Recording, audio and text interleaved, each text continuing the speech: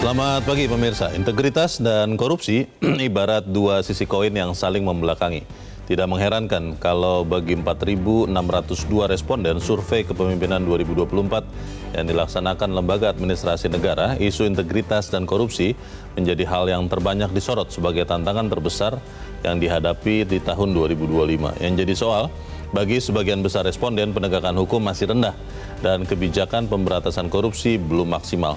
Secara tak langsung, para pemimpin mengatakan lingkaran setan korupsi masih akan mengemuka. Pemirsa, inilah editorial Media Indonesia di hari ini, Senin 17 Februari 2025, dengan tema Birokrasi Bersih Jangan Jadi Ilusi, bersama saya Leonard Samosir. Dan Anda semua, para pemirsa, juga bisa ikut menyatakan pendapat Anda nanti dengan menelepon nomor telepon 021 583 99 100. Dan pemirsa, pagi ini telah hadir bersama saya anggota Dewan Redaksi Media Group, Abdul Kohar. Mas Kohar, selamat pagi. Selamat pagi. Sehat-sehat, Mas? Alhamdulillah sehat. Kita bicara soal birokrasi bersih. Ya. Semua mengatakan harus bersih, semua harus mengatakan jangan korupsi. Betul. Tapi sampai kita bicara ini pun kita masih tetap mudah melihat ada pejabat yang kemudian tersandung korupsi. Pertanyaannya, apakah memang korupsi atau tidak bersih ini memang menjadi budaya bangsa ini? Ya, sehingga tidak bisa diberantas atau seperti apa? Pernyataan bahwa korupsi adalah budaya itu sebetulnya kan pernyataan yang ironis ya. Kenapa? Karena budaya itu kan mengandung makna keluhuran, mengandung makna kebaikan. Sesuatu yang baik. Sesuatu yang positif, yang baik, yang bagus, yang adiluhung begitu. Itu namanya budaya. Tetapi kalau dia dipadankan atau disandingkan dengan kebiasaan buruk yang namanya korupsi, ya apakah itu bisa disebut sebagai budaya? Karena biasanya budaya kan dibentuk oleh kebiasaan-kebiasaan, sehingga orang mengatakan itu budaya korupsi itu Indonesia banget, katanya gitu. Kebiasaan baik itu iya, tapi kebiasaan buruk itu apakah layak untuk disebut budaya? Tetapi ya oke lah, katakanlah kita menyetujui itu sebagai sebuah sinisme, sebagai sebuah sarkasme, keprihatinan yang luar biasa, yang dulu sudah pernah diungkap oleh Mukhtar Lubis, seorang jurnalis yang kawakan, yang mengatakan bahwa korupsi ini sudah membudaya, kira-kira begitu.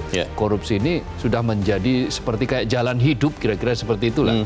Dan faktanya sampai berpuluh-puluh tahun kemudian sejak pernyataan Mukhtar Lubis itu, sampai saat ini kita masih menyaksikan bagaimana korupsi itu bahkan menjalar kemana-mana. Dia seperti kanker, dia seperti virus yang mematikan. Dan itulah yang menyebabkan mengapa kita sampai saat ini masih menyaksikan banyak pemimpin, banyak pejabat yang tidak juga mendapatkan efek jera dari apa yang dilakukan oleh para penegak hukum. Mengapa? Karena penegak hukum, sebagian penegak hukum juga terseret korupsi, terseret perkara. Sapunya kotor. Sapunya sangat kotor. Itulah kenapa ketika ada kenaikan skor indeks persepsi korupsi dari 2023 itu kan masih 34, sekarang menjadi 37 skornya.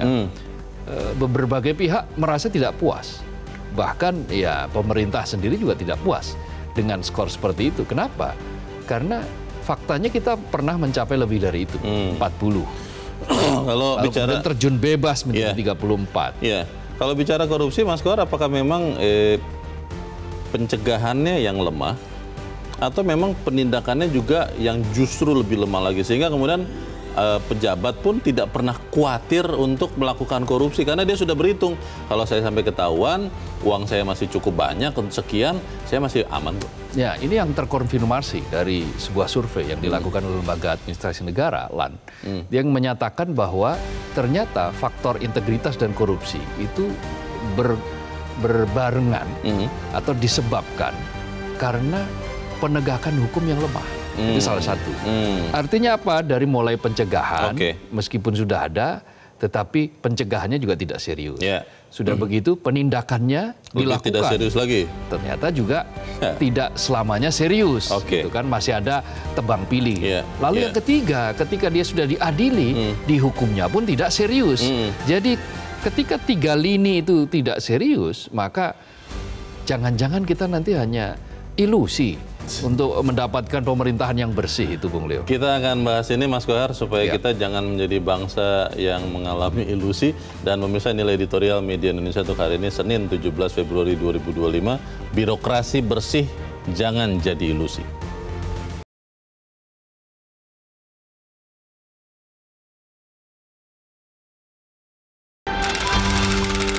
Birokrasi bersih jangan jadi ilusi.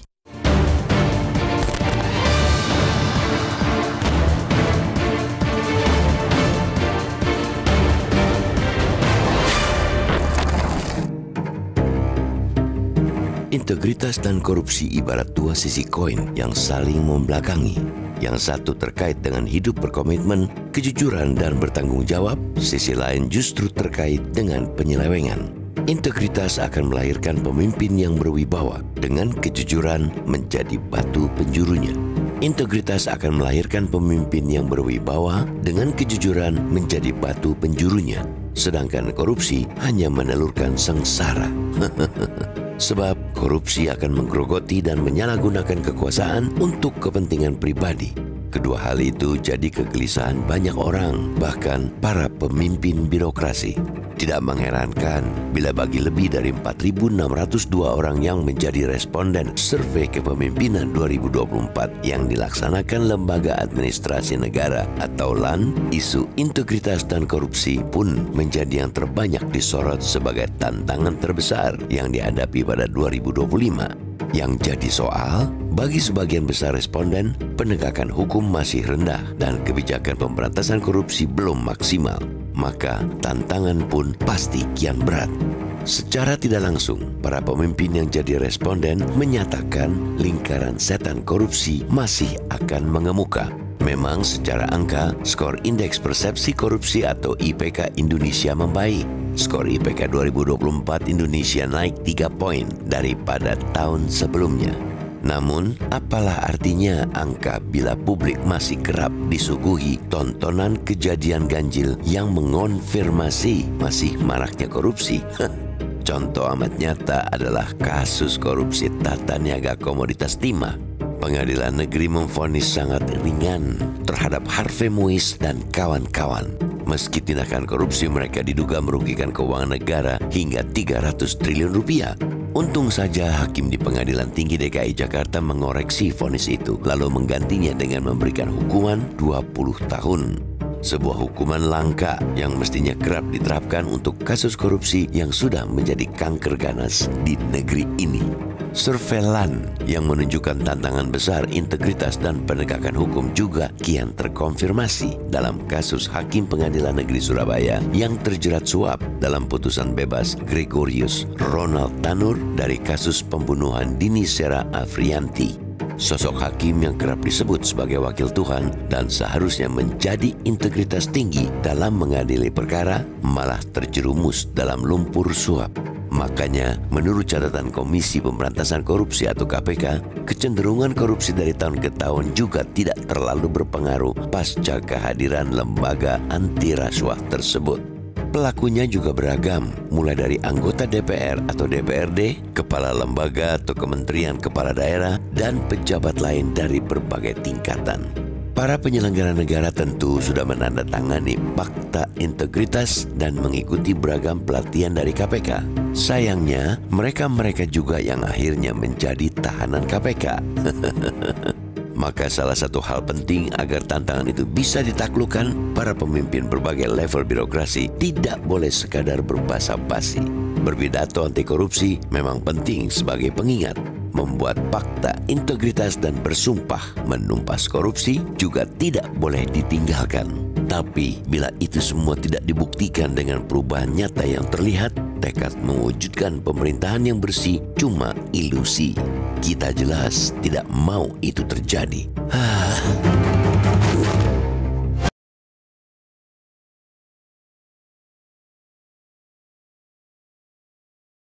Di bagian berikut Anda bisa menyatakan pendapat Anda, pemirsa. Untuk saat ini tetaplah bersama kami.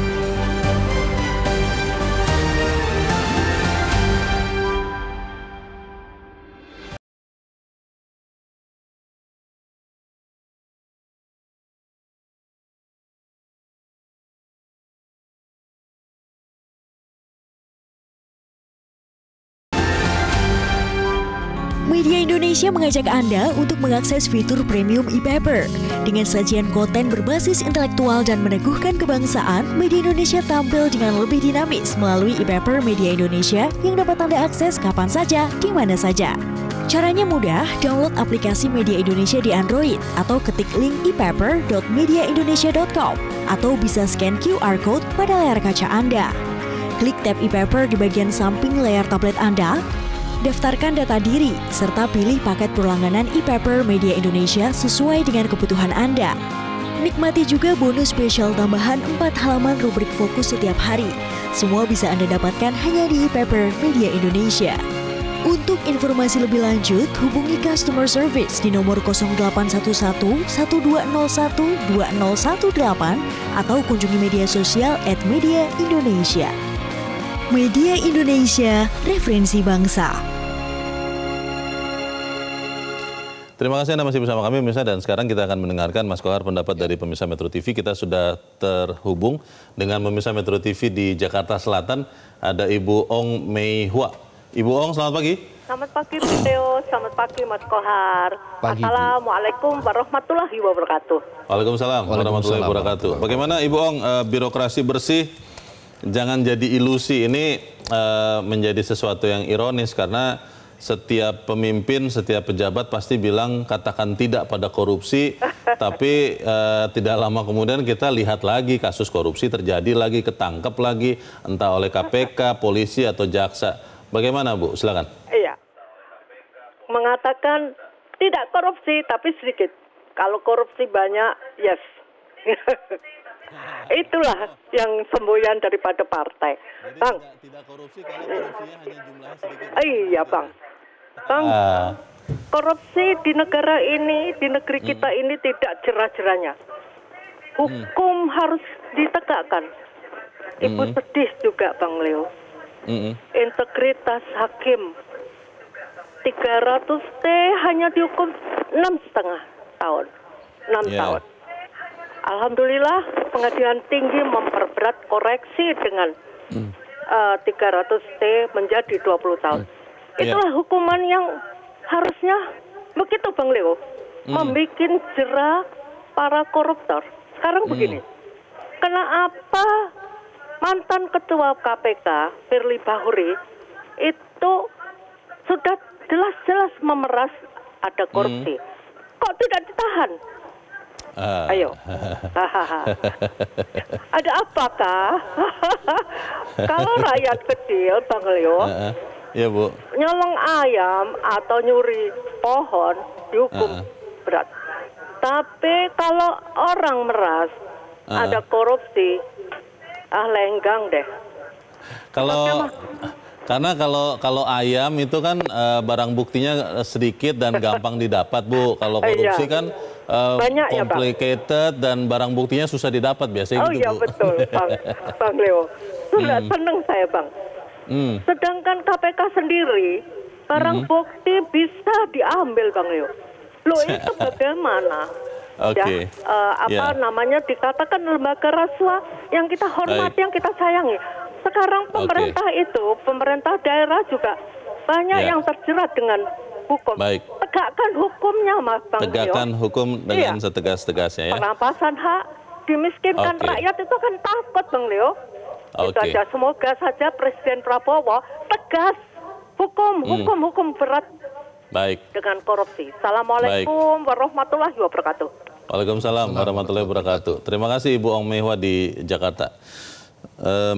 Kalau Bu Ong ini bisa kita jadikan gambaran, Mas Kohar, sebagai sikap dari masyarakat. Ya. Artinya kan kemudian bolanya ada di aparat. Bagaimana? Ya, jadi begini, bukan hanya masyarakat yang menganggap persoalan integritas dan korupsi ini menjadi hal penting. Para pemimpin, para pejabat di berbagai tingkatan, di berbagai level, di berbagai usia juga menganggap ini penting. Dari mana? Kita lihat dari survei yang dilakukan oleh lembaga administrasi negara ini, kelihatan 30,9% itu menganggap bahwa tantangan terbesar kepemimpinan, artinya tantangan terbesar birokrasi ya, di 2025 itu 30,9% menjawab adalah integritas dan korupsi. Dari mana itu? Misalnya ya, pemberantasan korupsi yang masih lemah, kemudian penegakan hukum yang juga masih kendor. Itu semua mengonfirmasi kita bahwa kita ini memang masih harus banyak keras, bekerja keras untuk membuat korupsi ini kemudian bisa dihilangkan dari negeri ini. Baik, kita harus jeda kembali, Mas Kohar dan pemirsa tetap bersama kami, Editorial Media Indonesia segera kembali.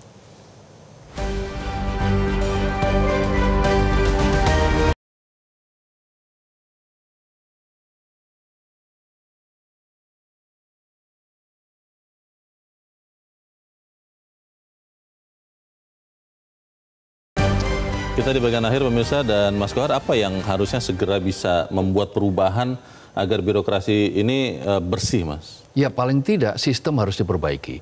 Penegakan hukum terhadap mereka-mereka yang melanggar harus dengan keras. Kenapa? Karena selama ini banyak perilaku korup itu dimanjakan. Kekuasaan itu kan cenderung korup. Kekuasaan yang absolut akan cenderung korup absolut juga. Itu kan pernyataan dari Lord Acton. Nah, dengan pernyataan seperti itu, maka tindakan yang dilakukan pun juga harus betul-betul tindakan yang sangat keras. Memberikan hukuman itu juga dengan hukuman yang keras. Karena apa? Karena impact atau dampak dari korupsi itu menggerogoti sampai pada level-level yang luar biasa. Nah, pelaku korupsi itu mengalami regenerasi. Sekarang usia muda itu juga sudah berani korup. Nggak jaminan ya bahwa yang muda itu tidak korupsi ternyata. Nah, karena itu perpaduan antara integritas, kemampuan, kejujuran, dan kemampuan kita dengan menegakkan hukum secara keras dibarengi dengan sistem. Sistem, apakah itu sistem penjeraan, apakah itu sistem pengawasan, atau sistem pencegahan, itu semua harus dilakukan secara simultan, secara bersamaan dengan model-model yang betul-betul menutup celah bagi dilakukannya korupsi. Kalau lihat kasus Harvey Mois itu diperberat jadi 20 tahun karena viral, karena orang-orang masyarakat menekan. Apakah kemudian semuanya kita harus tekan supaya kemudian hukuman berat itu dijatuhkan bagi koruptor? Kalau perlu seperti itu, meskipun sebetulnya tidak bagus kan bagi proses penegakan hukum, karena harus menunggu viral dulu. Nah, bagaimana dengan mereka yang berada di wilayah yang remote area misalnya, yang tidak memungkinkan untuk viral? No viral, no justice itu tidak bagus. Nah, keadilan itu bagaimanapun bentuknya, situasinya itu harus tetap ditegakkan. Dan dengan cara yang keras seperti itu, maka birokrasi yang bersih bukan lagi ilusi. Kita harap itu yang akan terjadi, Mas Abdul Kohar. Terima kasih sudah hadir tempat ini. Selamat pagi, Mas. Selamat pagi. Misalnya salah satu hal penting agar tantangan bisa ditaklukkan adalah para pemimpin berbagai level birokrasi tidak boleh sekedar basa-basi. Berpidato anti korupsi penting sebagai pengingat, membuat fakta integritas, bersumpah menumpas korupsi juga tidak boleh ditinggalkan. Tapi kalau itu tidak disertai dengan perubahan nyata, maka pemerintah bersih itu hanya ilusi. Saya Leonard Samusi berterima kasih Anda sudah menyimak Editorial Media Indonesia pagi ini. Terus jaga kesehatan Anda, terus jaga nurani Anda. Selamat pagi, sampai jumpa.